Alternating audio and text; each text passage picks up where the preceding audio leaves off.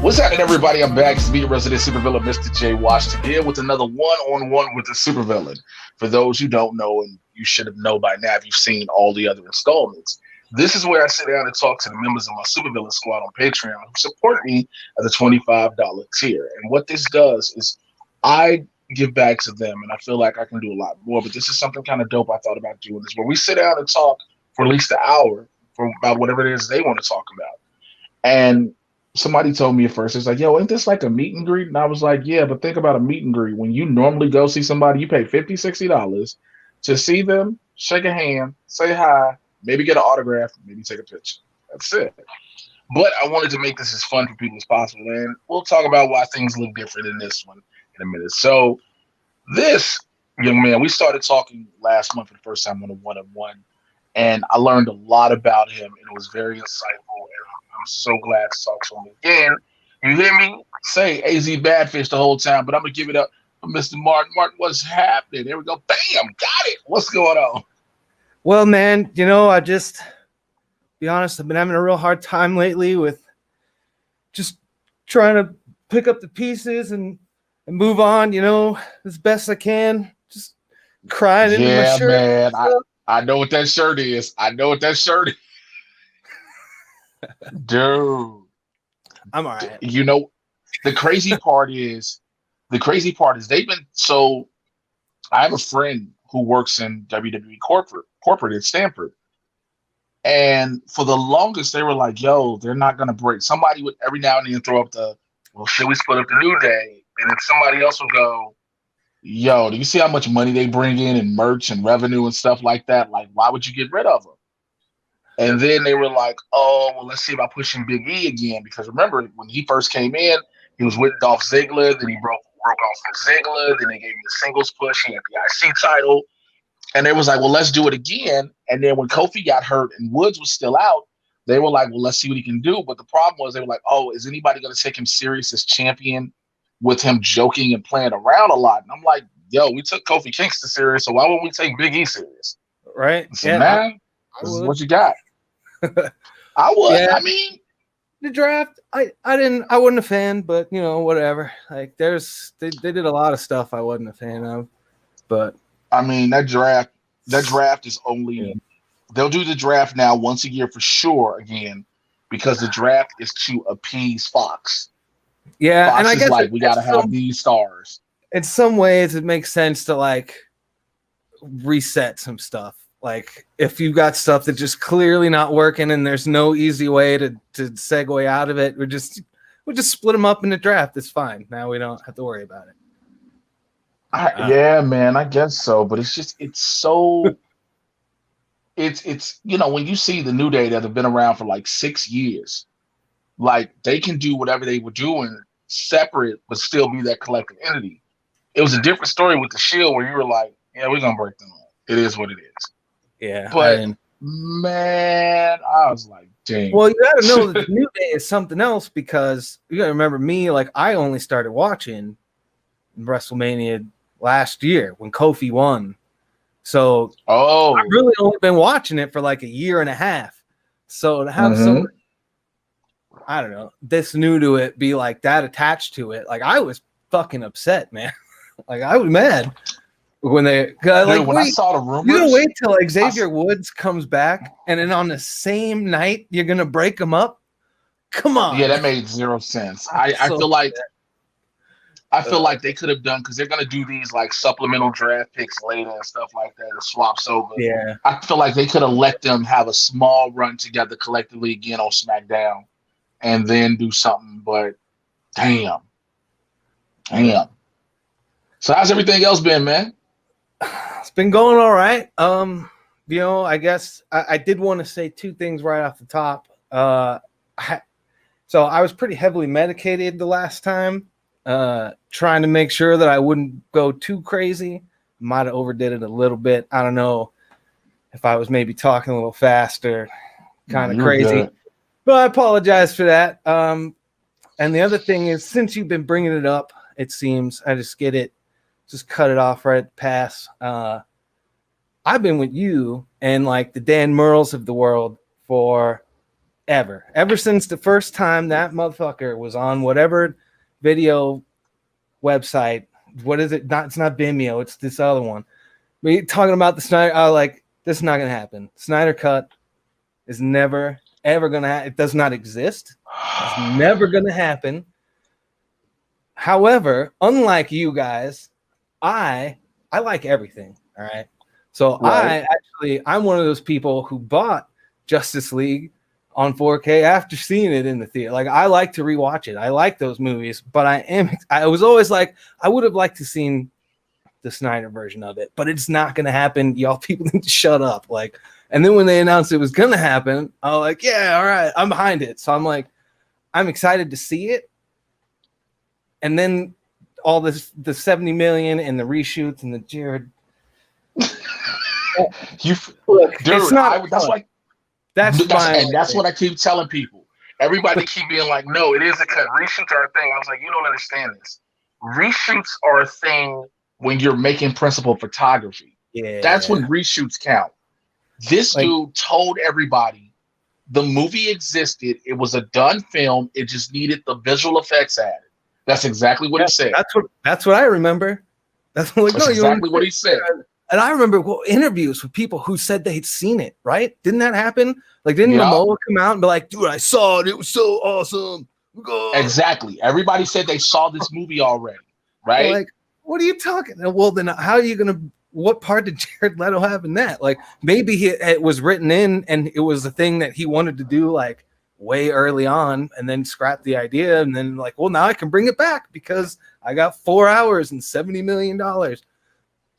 Well, what happened is, again, I'm pretty sure. I'm gonna watch it. Like I said, I'll watch it regardless because that's what I'm gonna do. But I think what happened was people saw it, and then when he realized HBO Max was gonna give him more money, he was like, "I can add scenes to this movie now. I can bring people in to film new stuff. Like, these aren't reshoots; these are brand new scenes you're filming. Yeah. And when you're shooting brand new scenes with people." And you bringing old actors back, not for just reshoots for new stuff. That's a brand new movie. That's not saying your movie is done. And so everybody's like, well, why are you mad about it? Because what happens is, again, like I said about the Snyder Cut in the first time, it's allowing fans to think they control everything that happens in the film industry. Because now you got everybody and their mama, and now David Ayer has started pulling the Zack Snyder, talking about release the Ayer cut of Suicide Squad. And then you'll have some critics and whatnot who will be like, oh, well, this isn't unprecedented. It's happened before. Like, no, you got to understand. It's never happened to this level. Not like this. I mean, there's a difference between a Donner cut and then however many thousands of Blade Runner versions there are. That's literally just, we took the same stuff and cut it differently. That's all that is. Yeah, I don't know about maybe there's something to the Ayer cut, maybe, because when you look at the first trailers and then like the actual movie, wasn't it edited by a trailer house or something? Like, I don't know. Maybe he can do something with the footage to make us get the movie that he promised with the first trailer, but like, I don't know. Maybe there's something. But I think but the thing about that is, sure, but I still don't like the way that people are like pushing for stuff now. Yeah, but the thing about that is, this ain't just the first time. With pretty much every movie, every movie we see will always have a trailer with scenes that are not in the film. So people acting like, oh, well, what about all this in the trailer? Like, yo, that's a normal thing. But again, it just like I said before, the fandom or the cult, if you will, behind that was terrible. And again, like he didn't help that either. He loved it. He was pushing those. He loved it because man, yeah, he did. Yeah, he did. But you got to think about it. What else did Zack Snyder really have going on?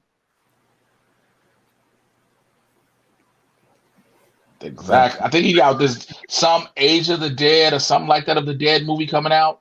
Oh yeah, wasn't he doing like? I might be confusing him with Blomkamp. I thought he was doing like a series of shorts. I know Blomkamp was doing that, but I feel like Snyder was also maybe not. I don't know. I didn't watch any of them. I don't like Neil Blomkamp. Don't at me.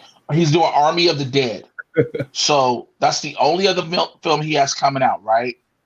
But okay, you were doing that, and now you just figured out a way to try to hopefully make some more money, because what he did is he got himself paid for sure.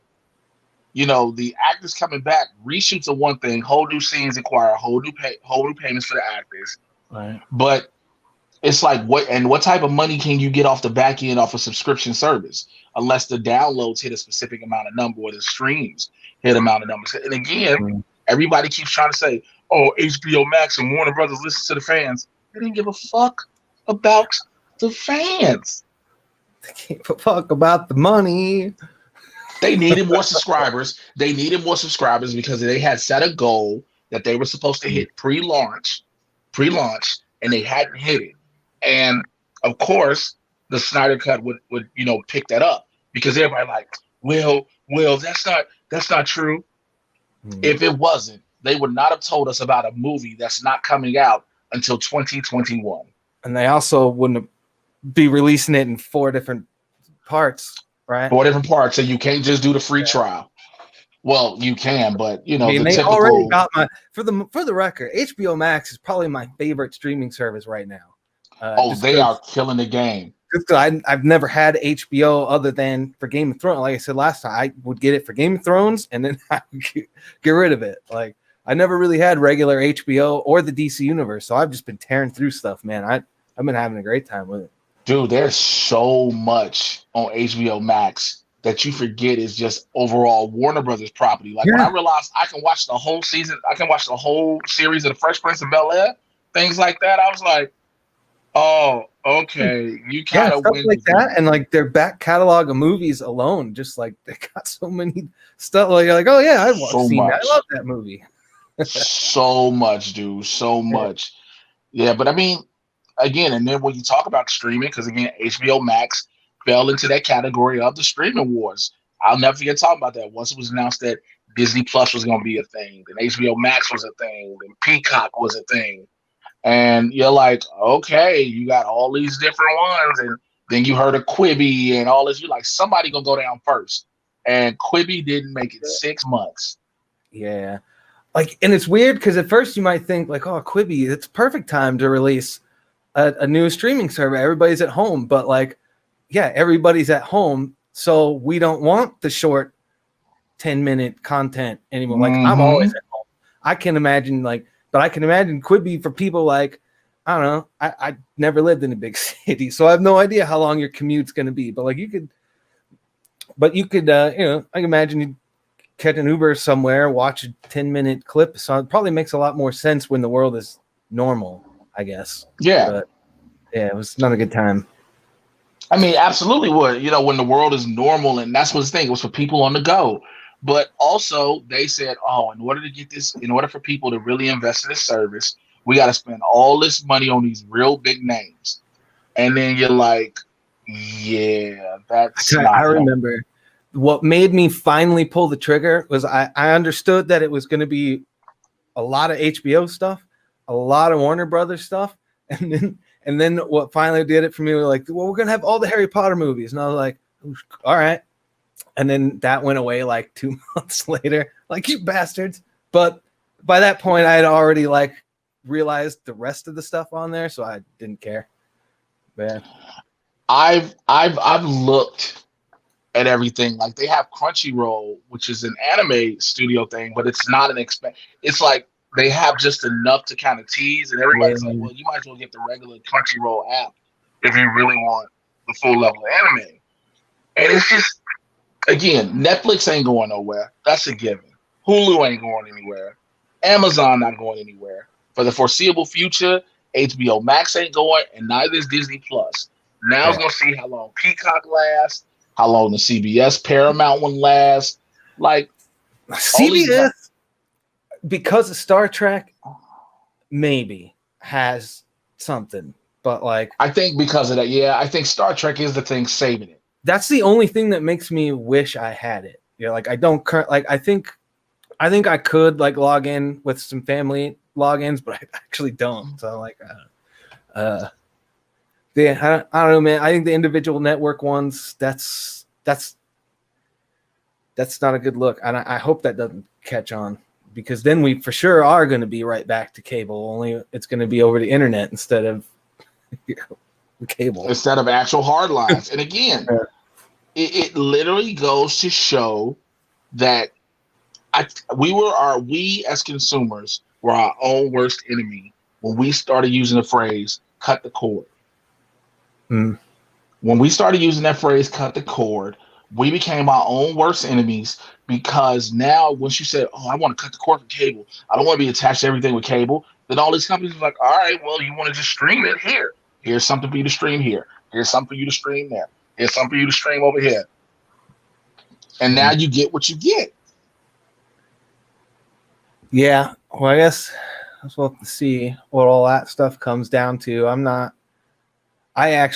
I don't even sign. I have access to a lot of it, but I only pay for a few of them, and I guess that's probably the way it goes for most people. But if they ever sounds figure it about out, right. We're gonna, man. Sounds about right. There's been like 1,000 things that I've been wanting to talk to you about, like for this past we started like early September, and now it's like late October. So it's been almost 2 months since I talked. And like every time something happens, I'm like, oh, I need to talk to Jay about it. Like, well, we can talk about them all right now. We're not going to get to it. So I'm going to be at this tier for a minute, man. But I wanted to, I need to share a picture with you.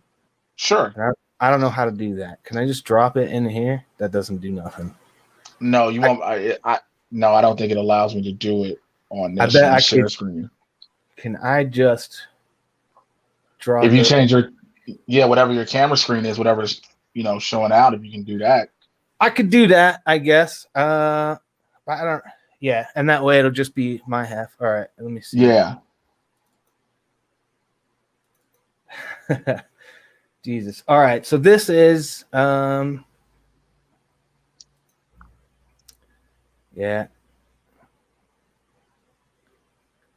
Okay. All right. So this is one thing that you and I have in common. I've actually shared this exact picture with you before, but it's Twitter, and like I imagine you probably get tagged in all kinds of shit and don't check everything. And I ain't. Do this. Matter of fact, do me this favor. Send it to me on Twitter right quick. I'll look at it, and then I'll insert it for everybody after, once I'm editing. All right. This way it'll make it easy. I know for a fact I'll see it, and then I'll put it up on the screen once I'm, chopping this up to get ready to put it out. So this is a super dramatic version of the picture. Wow. Dude. Dude. So where did that go? I lost my. There it is. So yeah, I guess if you're just gonna put it up afterwards, I don't need to share my screen or nothing. But if it let you, I don't think it'll let you. Oh yeah, I think it might. Yeah, I just gotta. All right, but so if not, we got it. I got it right here, and like I said, it'll be up by this time on the screen. Oh, okay. It's showing another screen. Let me add you. Okay, I'll put it. I can add this up. Hold on. So like this is like I said, this is really dramatic. First of all, and the second, the how it's going version, it can only exist, dude. It can only exist in that exact lighting, in that exact pose, in this exact way. And the reason that I ended up keeping it is because my friend, when I told him that, he was like, "Yeah, but there ain't no pose and light in this earth that I could stand in front of and take a picture like that." So I was like, "Same here." I'm like, "All right." Dude, same here. That's amazing, bro. But dude, that's hard work. I lost 120 pounds from 2013 to 2014, and I was skinny. And then for like the next few years, I bounced between like 170 and 200. And then finally, last July, And I do gotta give you and Koi have been like inspirations to me to take lifting seriously. So for the last year, I have been lifting and eating my protein. And that's what happened. Dude, man, dude, you look amazing, bro. Congrats on that change. I am still, I'm trying to. I feel like I may be making some moves and maybe making a few things happen, but I feel like not being able to do the cardio I want to do consistently because I know that was a big part of my first step in my weight loss. And it's like, man, if I can afford a treadmill, I just get one because when those gyms open, like I don't have my knees are not sturdy enough for running on concrete. Yeah, and it took me a while to get I have been running for a while, but it took me a while to get to where I could do that. Like I started the first thing I did was just stopped. I just made real simple changes. Like I think the rules I set for myself was not going to drink any calories ever. I did, occasionally drink booze and whatnot, but for the most part, soda, coffee, black coffee only, no juice, none of that stuff. So no drinking calories and then no extra sugar and just try to be realistic with my portion sizes. Cause I am the kind of person who still, even now, I struggle because I can just eat forever. There is not a eating contest in this world that I am afraid of, at least in terms of amount. I don't want to eat some weird shit or super spicy shit, but I can eat a lot. So that's the thing that I keep having to stop myself from doing. But well, luckily for me, when I got out the hospital 2 years ago, it was my stomach shrunk. So I can't eat large portions anymore at all. Because I heard you talking about that. Drive me. Yeah, that's crazy to me. To some mild degree, I'm a little jealous of that because I seriously can just eat forever and never. Sometimes eating makes me hungry. Or I'll be because I got to track. I track my nutrition so closely that I time it out even all right, normally I eat breakfast at 11 and I eat lunch at 2 or whatever. But if I mess up, then I'll just eat forever. it's kind of gnarly. But that's times I've tried to be like that and I'm you know what, maybe okay, I need to catch up on a small meal or something. And I tried and then I'm blah. Or like I said, sugar. So I have a sweet tooth. There's no doubt about it. So now I have to find things that supplement that because if I eat too many if I eat cookies or too much, even a slice of cake, too much of that will send me to the bathroom and throw it right out. Yeah, that's definitely not something that I guess I don't know. It's weird because I'm not. That does sound awful. I could not imagine. I don't know what I would do. And you were saying, you can't eat meat and stuff anymore. I remember you hearing you talk about that that. I don't know how, man. I eat a pound of chicken a day. I told myself I was going to go. So I'm doing my vegan-ish thing where I'm the 96% plant-based. And if I do eat anything, it may be a fish or a little bit of chicken, but I'm majority staying plant-based. Yeah. I couldn't do it. And I was partly just because I was so strict with calories. That first time I did it, by the end, I was eating less than 1,200 calories a day, but I was jogging for 30 minutes and I was doing P90. Wow. That's not a healthy thing to be doing. Yeah, because your body's craving and dying for energy. Yeah. No, dude, I know. I was freezing all the time, freezing cold all the time. I remember it was summertime. It was fucking 90 something degrees outside, almost 80 degrees in the house, but I'm sitting around with fucking hoodies and like I had a space heater. That's not a joke. I had a space heater in the summertime because my body was not able to warm itself up. So I was not very healthy the first time around, which is part of the reason why I struggle with eating now is I'm still learning how to like eat normally. Like I can eat in a cut pretty good, but like maintenance, that's where I'm at right now, and I'm having a problem, but figuring it out. I've had to try to watch the hardest thing, especially trying to lose weight and things, are when you travel, and you gotta hope that either the method you're traveling by or how long your trip, you can get food that can stay within those dietary restrictions. You know what I'm saying? You separate yourself. Like I've been going back and forth home to Chicago for a couple of days just to get out of Los Angeles. Yeah. And like when you're in the airport, it's like, oh man, I'm gonna have to struggle trying to find food that I actually want to keep in me that's healthy. Like if I do, of course, naturally it's an airport, so everything's automatically expensive. But it's man, I'm sitting there drinking green juice and all this other stuff, and I was like, ugh. It's rough. So I used to play drums in a traveling rock band. And at one point I was doing my diet during a tour of Texas. And that was interesting. We actually started, I don't even know how we did it. We started and it's because it wasn't when they're touring with me, it's when I was the merch guy for their other band touring through California and Nevada. Because I remember very specifically, we stopped in Las Vegas. We had a show in Vegas.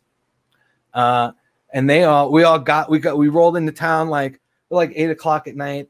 They didn't have the show till the next day. So we were actually staying in Vegas for 2 nights. And they all went out to the Strip both nights. And I just stayed in a room, like watching till like, there's nothing for me in Vegas right now. I can't drink. I can't eat any of this delicious food that's all over the place. Forget about a buffet. Like it's just, so I'm just going to stay in here. And I brought my laptop with me. It had my P90 workouts on it. And I did my stupid push-ups in the hotel floor. And it was a really weird night. Bro, I take my laptop. I take my laptop and I put my my Focus T25 on it. So wherever I go, I can go do Focus T25. Like I have it on my desktop here. I have it on my laptop. You know, I have it on my hard drive just in case I need to access, you know, say my terabyte hard drive, just in case I need to access it. I'm like, I want to be able to keep doing it. Like we were doing it, me, Winston, and a group of us were doing our workouts with Focus T25. But we finished the entire program. We did all levels and everything. And so for a while, people fell back up, you know, they stopped doing it together. And I was like, damn, okay, I'm going to try to keep doing them as much as I can. The problem is, it's nothing wrong with doing the workout, but when you have that group motivation with watching everybody do it and get it in, there's a little bit more to push you. And now it's not there. It's a little difficult. So I was like, okay, I'll do what I can. But then I started saying, all right, I'm going to go back to the stuff I was doing before I got introduced to the Focus T25 when, you know, during this whole quarantine period and stuff. Right. Like I know you like to talk shit about Planet Fitness, but that's what I got in my little town, man. And even that, like just going to the gym with other people, I'm pretty lucky, right? So in addition to being somebody who has worked from home since 2012, I have also been kind of like working out from home on again, off again, so I have a small collection of things that actually turns out to be great for quarantine. It's like I've got a decent collection of dumbbells. I've actually got this gold gym. It's a piece of shit, but it's better than not having one. And I got like an actual like freestanding pull-up bar with like the arms that come down so you can do like hanging leg raises and stuff and dips on it. So I'm got a pretty good setup, which is how I've been able to keep working out since the gym closed in March. But I noticed that I do not push myself nearly as hard when I'm at home by myself. Like, I'm gonna take a longer break than I probably need. Yeah.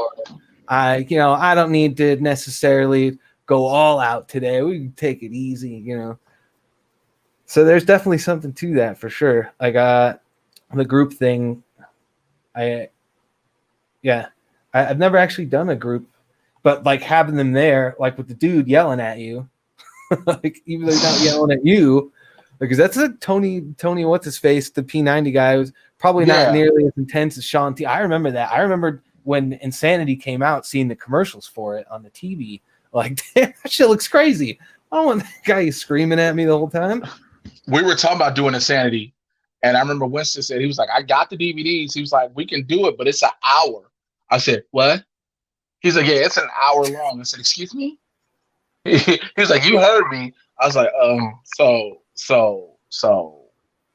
I was like, you know what? I might try it, though, because if it's something to push me past my norms, I'll definitely try it. If I, because again, I'm getting the results with Focus C25, so I can only continue to get results, with Insanity unless I fucking hurt myself. And so I'm not afraid of it. You know what I'm saying? I just want to be able to do it and be better, man. But thank you, like you said, man, for saying how Coy and I, encouraged. I told Coy, I was like, yo, you make me want to work out harder. Because again, it'd be like, I would be sitting around like, I do not want to go. So for the record, I hate lifting weights. I hate it more than anything in this world. I don't like doing it. I hate every second that I'm at the gym, and every day is a struggle to go, and knowing that Jay is going to be posting some picture from the gym. He's going to be there. I got to go. That's how it went. Like always. I appreciate that, dude. People have been like, at first people were like, yo, why are you always posting from the gym? And I was like, at first, it was literally for me. It was like my docu-story for myself to see my progress, where I was and where I've come and how far I've gone. And then it hit the point where people were like, yo, seeing you post is inspirational, motivational. And I was like, thank you. I never planned on, being that way. Like this was to motivate me. And I didn't know it was motivating anybody else. And now I've just been like, all right, fuck it. I'm going to keep going, because even though people have their, people like seeing it, but I got to keep going, because I just got to keep on keeping on, man. I can't stop.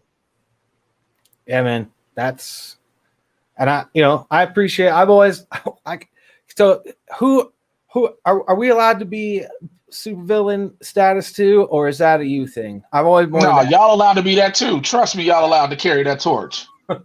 So like, I don't know if I could hashtag that or not. Maybe I should ask. Yes, you can. Yes, you can. Yeah. I don't know. I've been trying to think of some other stuff. I did. So we got pretty crazy the last time. I don't know how crazy I want to get this time. I mean, again, I was very appreciative. I understand where you were coming from with it. But like I told you last time, I was appreciative because the conversation had opened up, and, the level of comfort you had to have, and to be open to admit that the things you did. And for those who didn't see the last one, to saying how you were brought up, and to see the error of that, and to work yourself out of it. You know what I'm saying? That spoke volumes to me. Yeah. I hope I didn't it's so hard. Like I kind of go back and forth, and like, was that really the right way to talk about my parents? Like how, because they weren't like bad people, but it's always hard to come back from racist, right? Mm-hmm. Like you can say, other than that, he was great. Not really. He wasn't actually, but like, he wasn't like an abusive prick. Like, he took care of us and stuff and my family. And like, he still to this day is an active part of my life. We have a relationship. Like, he helps me out when I need it and stuff. But yeah, there's that other thing. So it's kind of like, I don't really know. I don't know how to deal with it sometimes. So we just don't talk about it. But I mean, and sometimes I understand why, because again, you don't, in a sense, from what I'm gathering from what you just said, you don't want to potentially ruin the relationship, which is understandable. It's rocky at best. Like we we both, me and my dad, we kind of know, we're like, we probably don't want to get too deep into anything like at all, because so we a lot of times just keep it surface level, and it works all right. But I mean, again, it's keeping the surface level is cool, but I think sometimes you do have to. I mean, I would say you just have to sometimes address the elephant in the room, because, and I say that because I talk about this a lot on my Facebook page, and I see it a lot where, like, especially comics I've met, where they'll go, "Oh man, I can't stand my Trump loving racist mom and dad and blah blah blah blah." And then fast forward to Christmas and Thanksgiving, and I love them. They're the best parents in the world. That's fine. Nothing wrong with that. But you got to have those conversations and not act as if it doesn't exist, because right.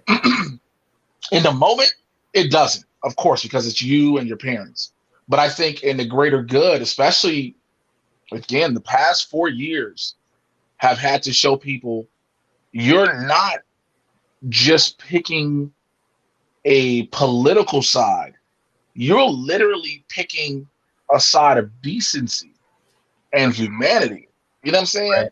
Because, a lot of people are like, oh, it's just about the president and blah, blah, blah. It's like, no, if you look what everything this current president stands for, none of it stands for anything positive for the collective. Right. And luckily that at least is not a problem anymore. He lost a lot of people with COVID. I think that was a wake up call for a lot of people, my parents included. It's sad to say that none of the other shit was enough, but like, at least at this point, like, they're probably not voting for Trump. Like my brother's a whole other thing.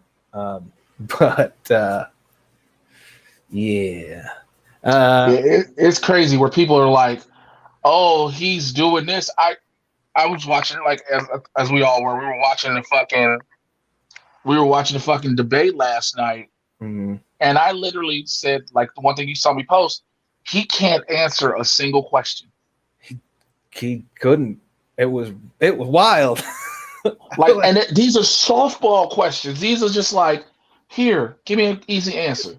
Kept repeating stuff that's like already been proven not true. Like, he would not shut up about Biden's family getting $3.5 million from Russia. We're like, yo, it's been disproven numerous. Even the story. I remember when somebody told me the story, when they said the gist of the story is he supposedly flew to Delaware from Los Angeles to get 3 laptops fixed by a blind man who is legally blind, who found emails, and the first person he decided to send those emails to was Rudy Giuliani. Better not say that. Yeah, that's speak your mind. Say what you got to say. Speak your mind. I don't want to start making fun of. It was a negative comment about religion, and I don't about a very specific one, and I don't necessarily want to go there. So fair. No, that's fair. I can understand in that case completely. Because for the record, I am an atheist. Right. I think we discussed that. Because of how I grew up, right? Just kind of rejecting all of it at the same time. But like, I don't want to make fun of anybody for what I was. That, by the way, not only, dude, every kind of asshole white dude you can be, I have been. So I was that guy for a while. Like, after I realized I was an atheist, or I kind of like, that makes a lot more sense than other stuff. Like, going after people because I was angry. It felt like I'd been lied to. And I'm like, maybe I need to chill the fuck out, because that's, it's helping people. Like, it's not for me, or whatever. That's fine. Move on. So I don't even do that. And I actually I don't tell people that generally, because, it gives, I don't need to explain stereotypes to you, But it gives people an idea of who you are right away. Like, oh, I'm an atheist. I'm like, okay, atheist. Yeah, I've seen that too a lot of times where you're like, you hear somebody say I'm an atheist, and people look at them just like, oh, you're a fucking demon. It's like, no, they just said they're an Or they atheist. expect you to come after them and like be angry and like Yeah, hate everything, or like you're a Satan worshiper is a funny one. But like, like I don't, I don't like to. So there are like groups on Facebook who are like, just Facebook groups about being atheist. I'm like, I don't like joining those groups because all they do is bash on religious people. I'm like, that's not what I'm doing with my life anymore. I don't blame you. But so, man, we do have a little bit. We could probably do it. There's something that's been bugging me. Go ahead. For a while, and all right. So there's an idea, and I'm gonna start saying some stuff, and I'm just gonna have to say it bluntly because that's the easiest way to say it. That's what this is, man. Go ahead and do it. That this is just me trying to explain stuff. I don't think white culture is a thing. That's not true. I think white culture is a culture of oppression and appropriation. Mm-hmm. So when we talk about characters that have to be white, specifically fictional characters, when we talk about like, there's nothing in this character that says he has to be white. There's nothing. I agree with you. And so I start going, what's the opposite of that? What are characters that do have to be white? And we're talking specifically fictional characters, mm-hmm. and not even characters based on like a real life thing. So not a fictional, yeah, absolutely, or whatever. Just some fictional. The only time that they have to be white, I realized, is when they are overtly racist or a white savior type character, right? Mm-hmm. Beyond that, we got nothing. And a lot of people forget, and I'm glad you brought that up in two parts because I'll go to the first one. A lot of people forget that when the majority of these characters in comic books and fictional characters we love were created, they were created at a time where the character pretty much had to be white in order for it to sell. Right. It had to be. And go ahead. I'm sorry. I want to, because where I'm going with this, I think that there's only one. There's one that gets me, and it's one of these things where I'm like, I think I'm in the wrong, but I can't help the way I feel. Which one? Superman. Oh, it's the only one. It's the only one that makes me go, so you can't. Well, here's the thing with Superman. I found out something a couple of days ago, and I've been researching it.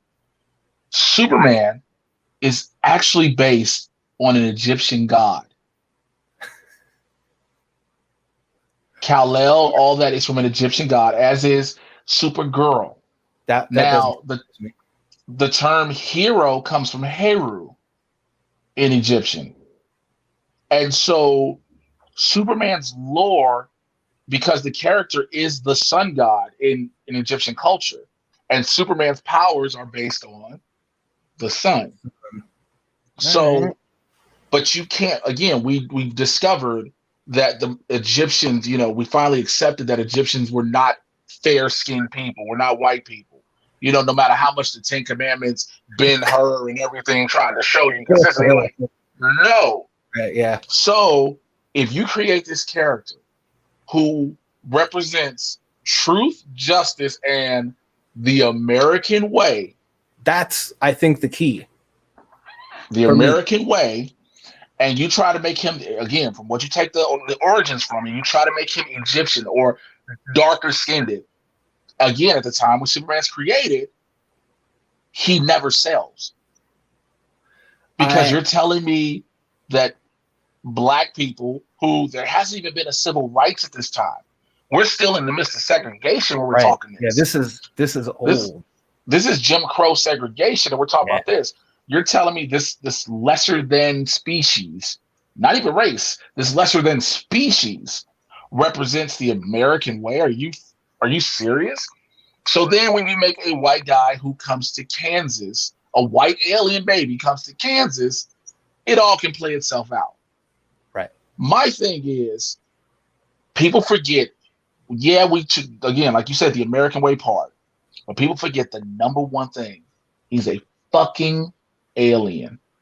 There has Right. never been anything that said directly aliens have to be white, black, brown. And I agree. Like I said, I agree with that. But because we've had Superman for so long, and I know that's a stupid thing, but like he had, and even that doesn't matter. What matters to me, I think, is that the American way. He's an American dude, right? Grew up during that time. And I think if you wanted to, I don't think you could change him to be not white, basically, like literally anything but white, because of how he grew, where Superman actually is in the comics. You couldn't change that without significantly changing his relationship with the rest of the world.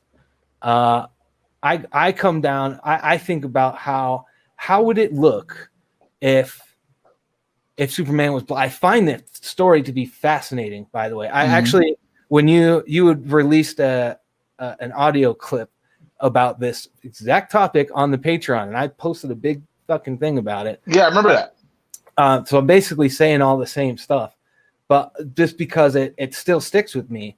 And now I don't remember what the hell I was just saying. Because if he is black, it changes. For instance, if he's black, it changes the story entirely, right? If he still grows up and at the same time in the same America, but he's a black superhero, dude, that's an entirely different. For one, like, what does his growing up look like? Is he like a black baby that just fell out of the sky, is still raised by Martha and whatever, or is he going to be raised by a black family out in the middle of nowhere? Is he going to be in? There's so many different things you can do, and not only to mention, what's the first time he gets stopped and frisked look like when he's a teenager and he's got his powers? Now he's got to stop himself from fucking everything up, and it becomes a whole different type of story. It's not necessarily about Superman like saving the world. It's kind of like it's more about how the world reacts to him being a black. Can you imagine today if a black Superman literally came out, even today in 2020, like when everybody is supposedly woke or whatever, people would be fucking scared. I think, the idea of that, but I think one thing you brought up, which was a good thing, was how does his complete origin start? As a black baby, I do think it makes his story more compelling if he is a black baby from space adopted by a white family.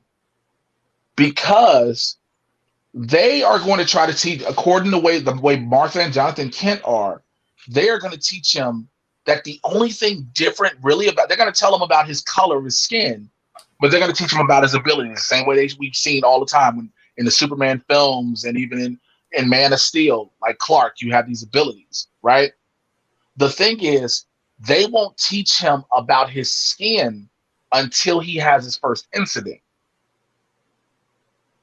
I don't think they'll just automatically like, well, Clark, you're black, because then it changes the perception of Martha and Jonathan in that case, if that makes sense.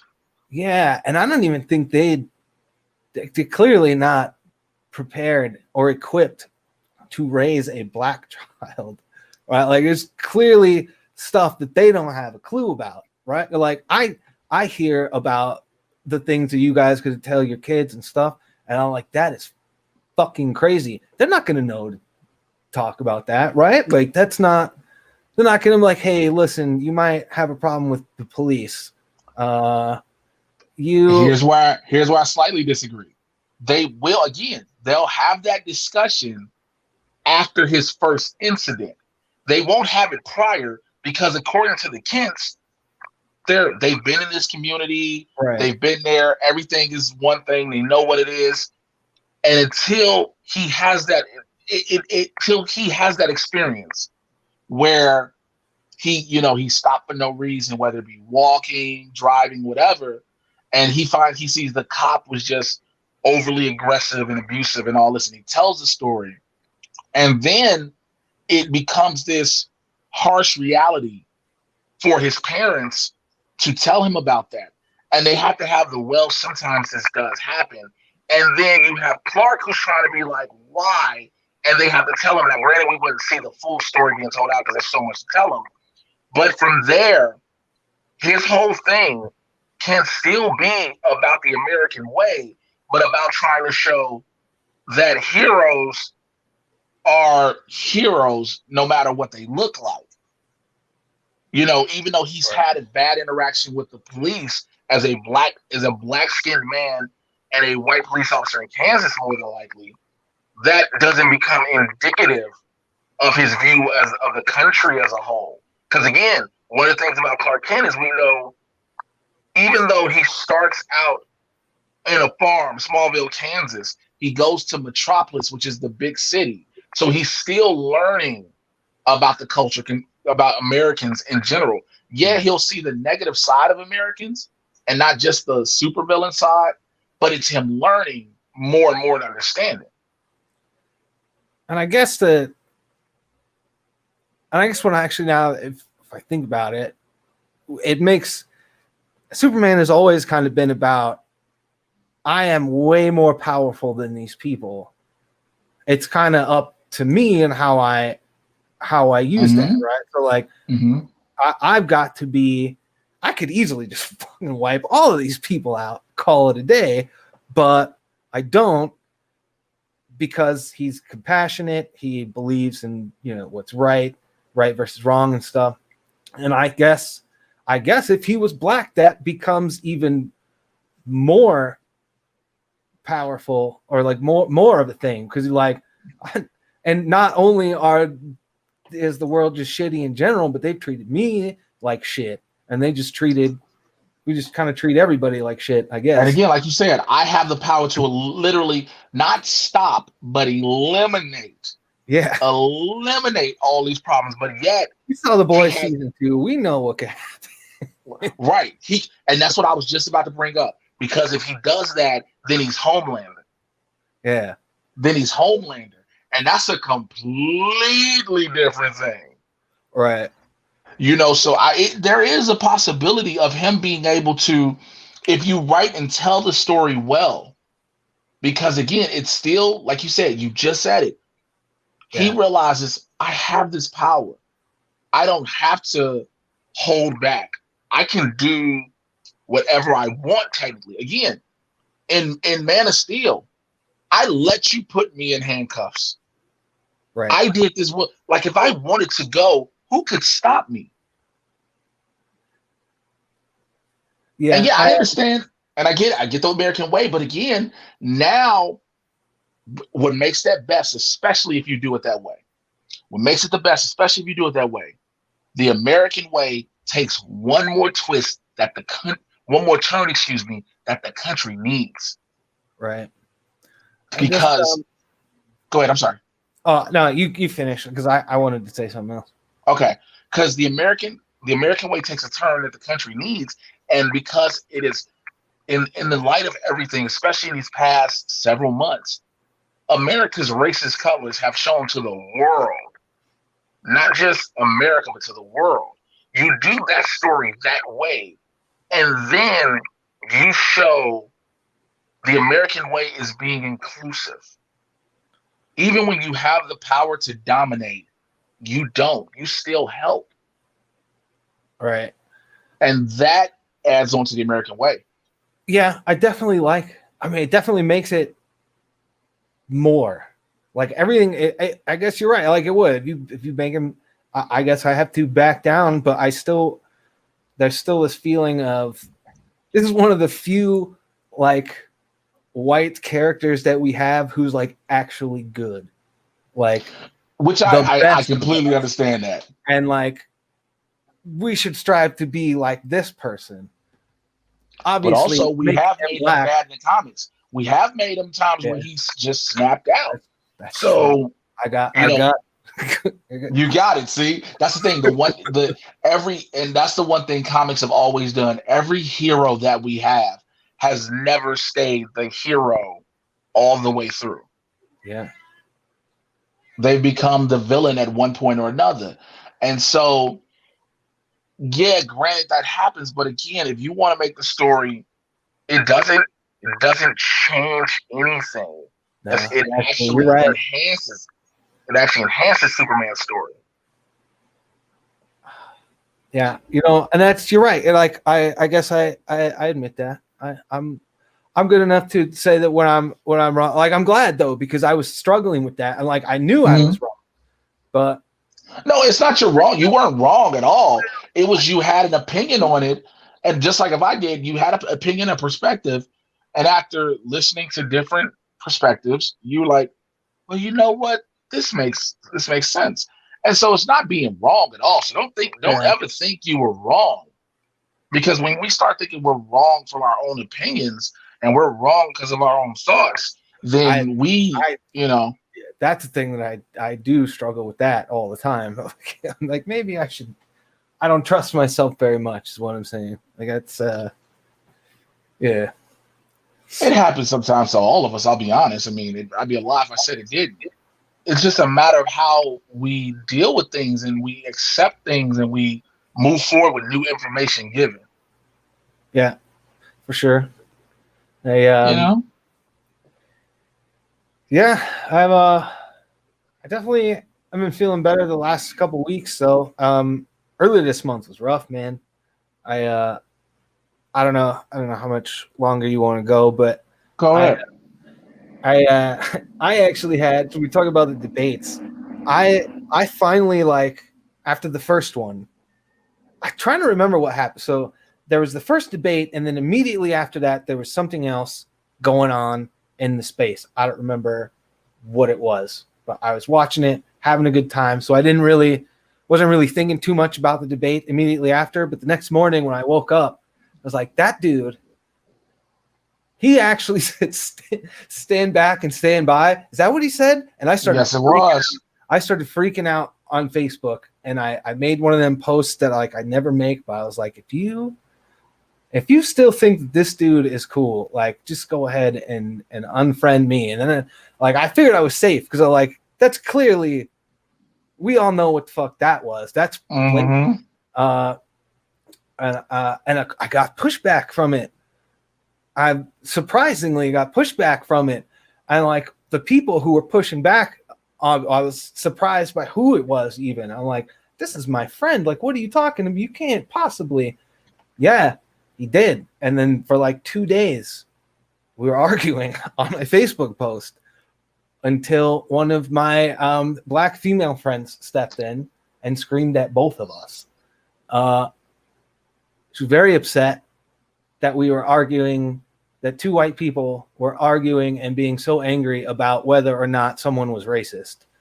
So I was like, okay, I don't know how to handle that.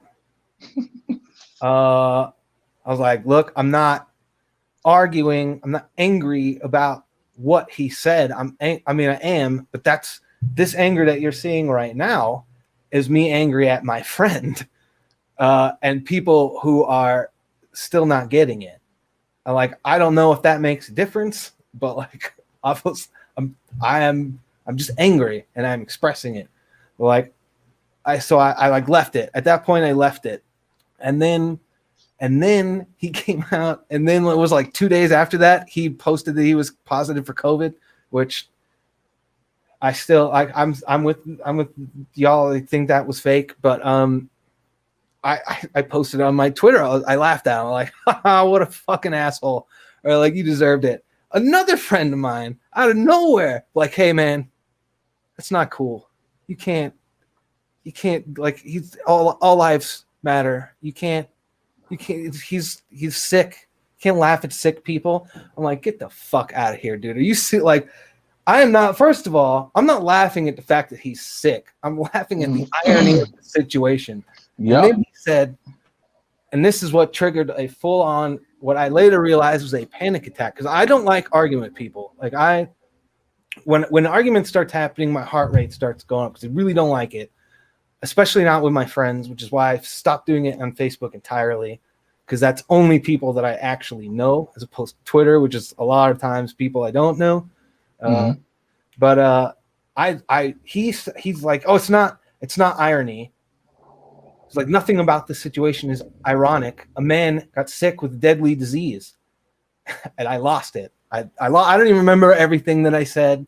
It became a whirlwind of craziness for like half an hour. Me and him just fucking going crazy on Twitter, and I realized what was happening when I said, "Fuck off, you Nazi lover." This is to my friend. Like, we've been friends for years. And I was so mad. Like, you are defending him so hard. What the? I don't know. I logged off of Twitter for like 2 days, and then I came. No, I've seen it's smart. I've seen a lot of people where like you see a lot of people who are, oh, this isn't a big deal.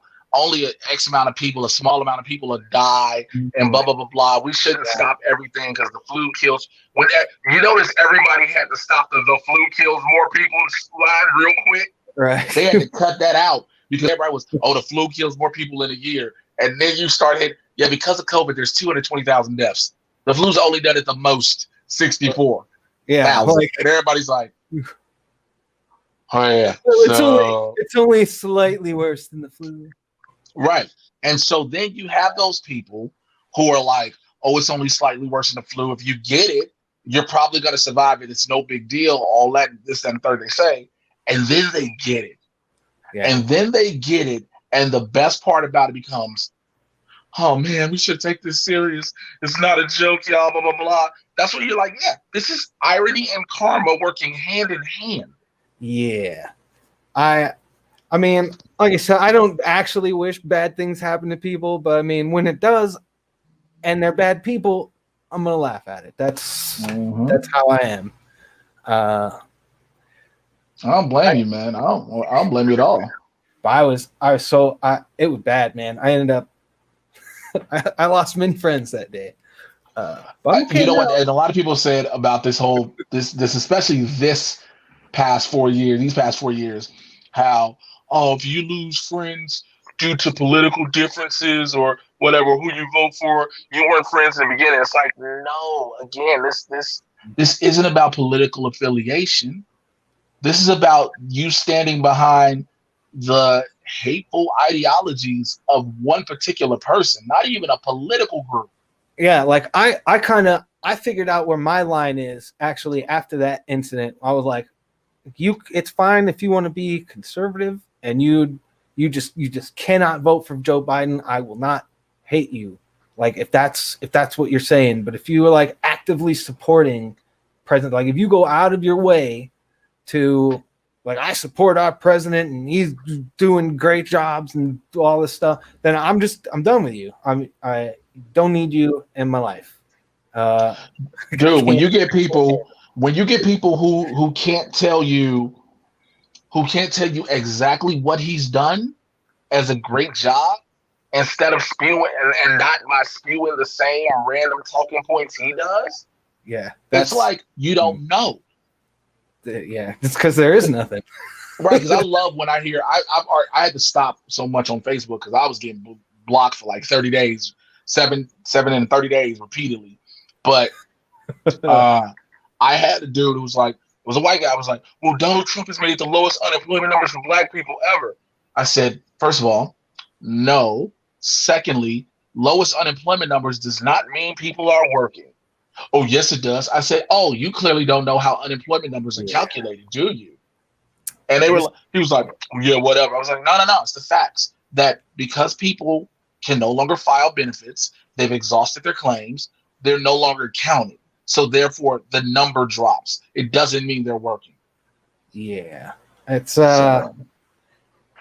number. I like numbers, but it's too easy to twist statistics. So I don't like that kind of stuff. You know, it very much is easy to twist them, but it's as simple to double check because again, I had this argument with somebody. Like every time some bad news came out about dude, because I refuse to say him by name. Anytime like something fucked up he's done or said, oh man, it's just the news media trying to spin it to hate him. They don't have to spend anything. Just play the tape, man. Just play the fuck again in the debate last night when Joe Biden said there are 526 children who don't know where their parents are, and dude was like, "Good," and people are like, "No," he said, "Go ahead." Are you fucking serious? Yeah, it's like there's clear.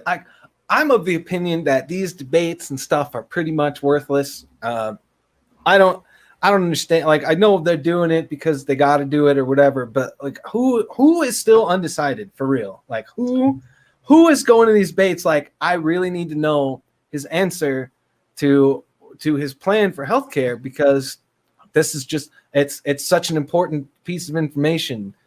It's going to decide my vote. Like, dude, and again, here's the problem with that. The problem with that, like, again, you have people who say that, and then you have to look at them like, yo, he has said for 4 years he's going to implement a new healthcare plan. Not once has he done it, because why? It's the law of the land. Mm-hmm. And he hasn't done it with, the House of Representatives does. No. He has the Senate, which makes the final decision. Yeah, he can do it. He can do it. He thought there's no plan. They even asked him, like, what is the plan? We know what you want to do. We know you want to take Obamacare down and put in your own plan. What is your plan? Well, we know what you did.